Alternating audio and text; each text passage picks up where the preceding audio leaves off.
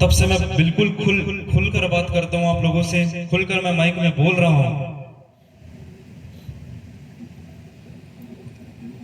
अगर मैं चिंता कर रहा होता तो मैं अभी भी नहीं बोल पाता, झिझकता मैं। लेकिन मैं चिंता नहीं किया, चिंतन किया। मैं सोचा, देखिए, चिंता करने से हमें कुछ प्राप्त नहीं होता, चिंता करने से समस्या हल नहीं होती, हमें चिंतन करना पड़ता है। मैंने उदयपुर में कहा था, चिंता चिता का सार है और चिंतन जीवन का उद्धार है।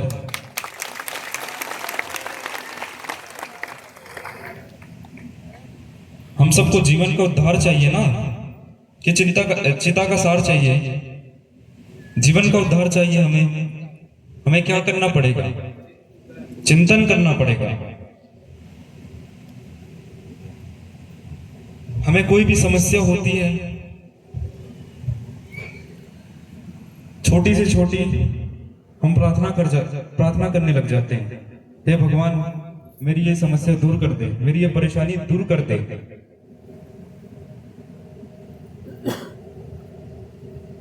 उससे परेशानी हल थोड़ी हो जाती, समस्या हल थोड़ी हो जाती है। परेशानी किसकी है? हमारी है। हल किसे करना है? हमें ही करना है। उसके लिए क्या करना होगा? चिंतन करना होगा, सोचना होगा।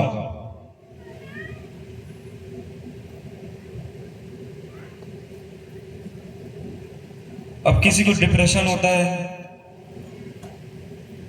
या कोई बीमारी हो जाती है तो वो चिंता करने लग जाता है कि मुझे ही क्यों हुआ, मुझे में ऐसा क्या है, मुझे क्यों हुआ, ये बीमारी क्यों हुई, मुझे डिप्रेशन क्यों हुआ। चिंता करता है। चिंता करने से दूर हुई समस्या? दूर हुई? नहीं हुई। अगर वो ये सोचता कि मुझे डिप्रेशन से कैसे निकलना है, ये मेरी बीमारी कैसे ठीक होगी, ये सोचेगा तो उसे उसका हल मिलेगा, उस बीमारी का इलाज मिलेगा।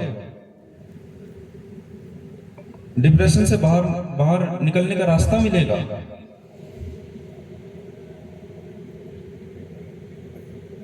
और चिंतन करोगे तभी होगा ही।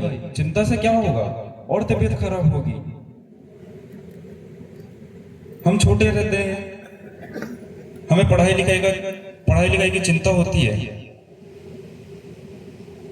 हम जब युवावस्था में होते हैं तो हमें अपने करियर की चिंता होती है, तो हमें अपने परिवार की चिंता होती है।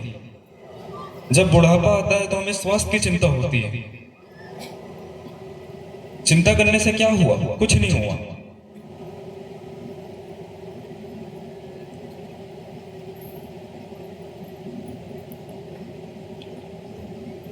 अगर वो बच्चा सोचता मुझे अभी होमवर्क कर लेना चाहिए, किसी की मदद लेनी चाहिए, तो वो होमवर्क करता, तो फिर उसे चिंता क्यों होती? वो सोचा ना, चिंतन किया ना कि मुझे इसे वैसे करना है। जब हम युवावस्था में होते हैं, हम लोग करियर के बारे में सोचते हैं, हमें क्या करना है।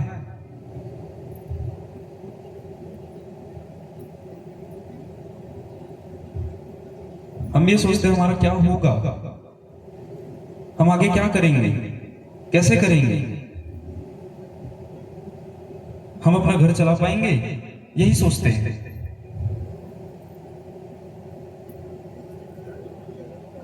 और ये विचार मन में क्यों आ रहा है? क्योंकि हमने खुद को जाना ही नहीं, हमारे अंदर की खूबी को हमने पहचाना ही नहीं। सबके अंदर एक अलग अलग खूबी होती है।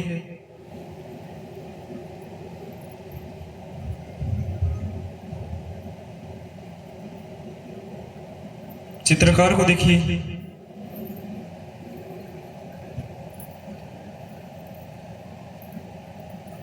इतनी सुंदर सुंदर तस्वीरें बना देता है, हर कोई नहीं बना सकता।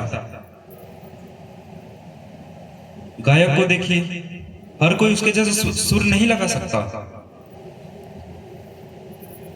उसके अंदर वो खूबी है, उसने अपनी खूबी को जाना है, पहचाना है, तब उस पर काम किया है, तब उतना काबिल बना है। हम युवावस्था में होते हैं, हमें भी यही सोचना है हम किस चीज में अच्छे हैं, किस फील्ड में अच्छे हैं।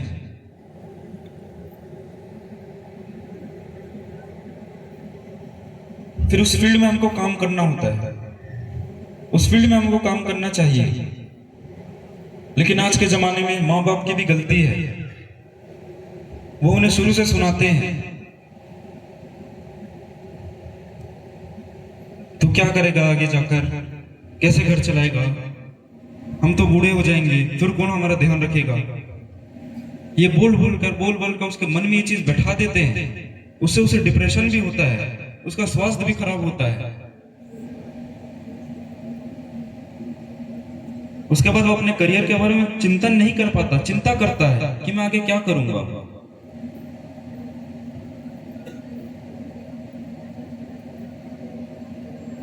और बहुत से माँ बाप उनका खुद सपोर्ट करते हैं कि बेटा तू करे, तू इस चीज में अच्छा है, इस फील्ड में अच्छा है, तू इसमें कर, हम तेरा सपोर्ट कर रहे हैं, हम तुम्हारे साथ हैं।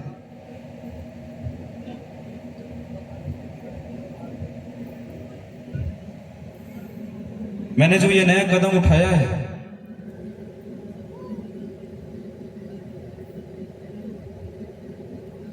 मैंने जो ये नया कदम उठाया है, प्रकाश हरिनाम साहब का और मेरी माता जी का बहुत सपोर्ट है इसमें।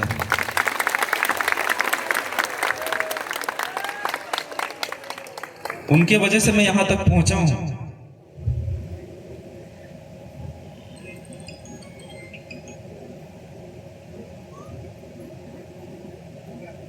शुरू से मेरा सपोर्ट किए,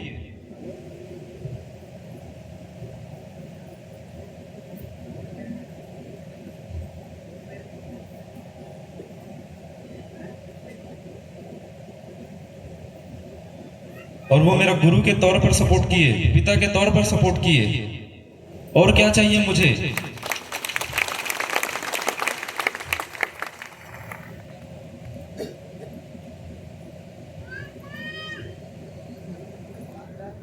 मेरी माता ने मेरा सपोर्ट किया। कोई सवाल उठाता तो मेरी माता उससे लड़ जाती थी।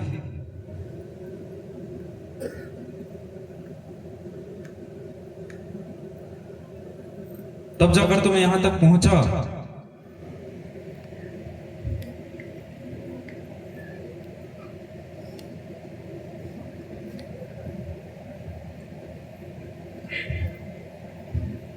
देखिए, गृहस्थ मुनि नाम साहब के समय में पधरावनी आई, उन्होंने पधरावनी की। वो एक तरीका था लोगों को जोड़ने का। प्रकाश मुनि नाम साहब ने प्रवचन किया, वो एक तरीका था लोगों को जोड़ने का। हम इसे परंपरा क्यों बना रहे हैं। मैं जो कर रहा हूं वो तरीका है लोगों को जोड़ने का।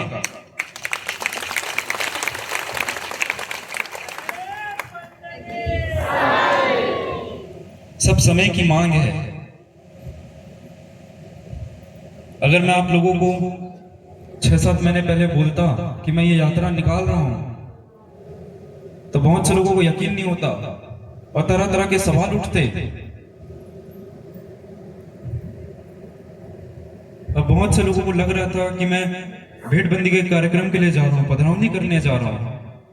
लगभग सबको यही लग रहा था। फिर भी मैंने शांत रहा, मैंने नहीं बताया। मुझे पता है मैं बताऊंगा मेरी बातों को नहीं समझेगा कोई, उसे डाइजेस्ट नहीं कर पाएंगे अच्छे से। मैं जानता था ये चीज, इसलिए मैंने हल्का सा ऊपर से चीजें बता दी। और आज सबको पता है मैं किस उद्देश्य से गया था वहां। मैं बताता फिरता तो मैं नहीं चाह पाता। बहुत रुकावटें आती, बहुत से सवाल उठते।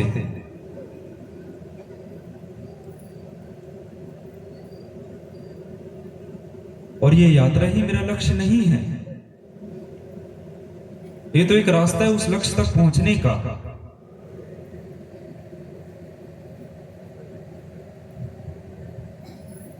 ये सिर्फ एक रास्ता है। ये तो हमारा सिर्फ एक पहला कदम है।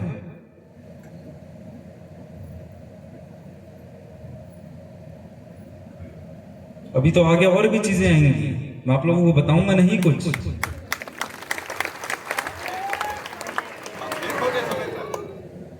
आप लोगों को मैं वो चीज दिखाऊंगा। आप लोगों के लिए सरप्राइज है।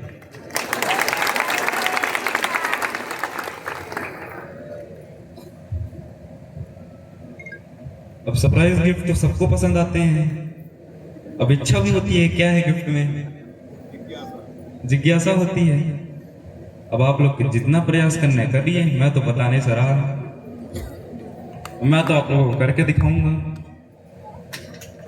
आप लोग जितना जानने की कोशिश करना आप करिए। मेरे आजू बाजू वाले लोगों को पूछिए, उनको भी नहीं पता। वो क्या बताएंगे? जो पता है मुझे पता है।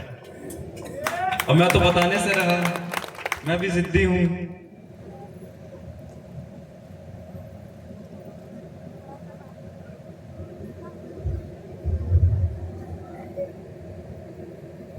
तो मैंने आप लोगों को जो कार्य सौंपा है उसे आप स्वीकार करिए, उस पर चिंतन करिए।